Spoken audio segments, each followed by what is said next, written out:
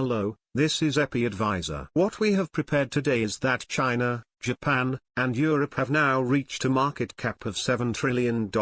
Why this is important is that when excluding the United States, which is the largest region in terms of global investment, China is $7 trillion, Japan is $7 trillion, and Europe is $7 trillion. After excluding the United States, we look to invest additionally in other countries. It means that you can see it on an equal footing. This is because in the capital market, the larger the size, the more attention it receives, and because index funds and ETF, which mechanically buy and sell stocks in proportion to the value of global market capitalization, have become major in the capital market, they are most likely to participate in such movements. Now, what plays an important role is the size of the market capitalization. In this chart, MCHI is a Chinese index ETF operated by BlackRock, and EWJ is a Japanese index ETF which is operated by BlackRock. If you look at the performance between the two, Japan's stock price has increased by 20% and China's stock price has fallen -20%. Therefore, these two showed a relative performance of almost 40% in just 1 year. Therefore, China's stock reached about $8 trillion and that of Japan reached about $6 trillion. Now one of them has increased by 20% to $7 trillion and the other has decreased by 20% to $7 trillion. As a result, the market capitalization converges to around $7 trillion.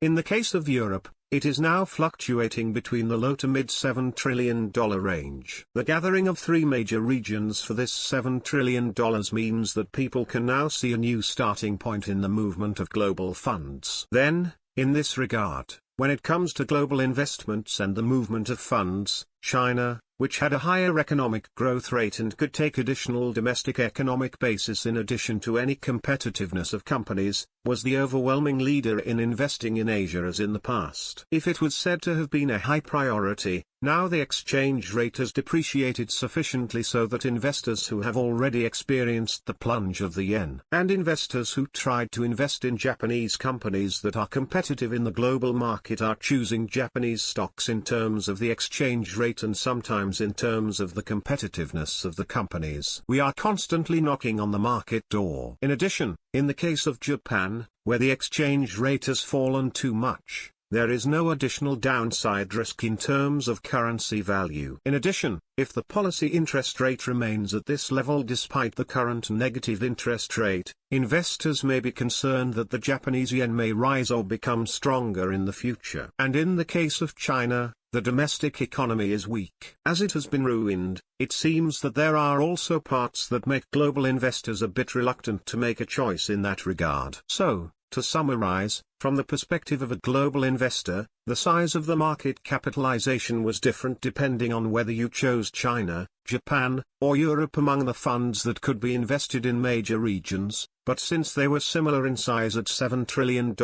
they were judged equally. This means that the time has come, and will you choose Japan for investment? Even when it comes to whether you should choose China or not, in terms of exchange rates, the yuan actually hasn't fallen much, and the yen has fallen significantly. Additionally, if the currency is said to rebound here, wouldn't there be an opportunity for the yen? The number of investors who think this is increasing, and secondly, when looking at the competitiveness of a company in the global market, China has a very high growth rate, so if you say that Chinese companies have focused much on growth rate, they are basically competitive now. I think it can be summarized as thinking that it would be better to invest in existing Japanese companies. So, it will be necessary to first determine whether the yen and yuan are better in terms of exchange rates. And second, in terms of competitiveness, evaluate which of the Japanese and Chinese companies can achieve a higher profit growth rate. This will provide a logical basis for investing in the major regions of Asia in the future among these two markets. Then,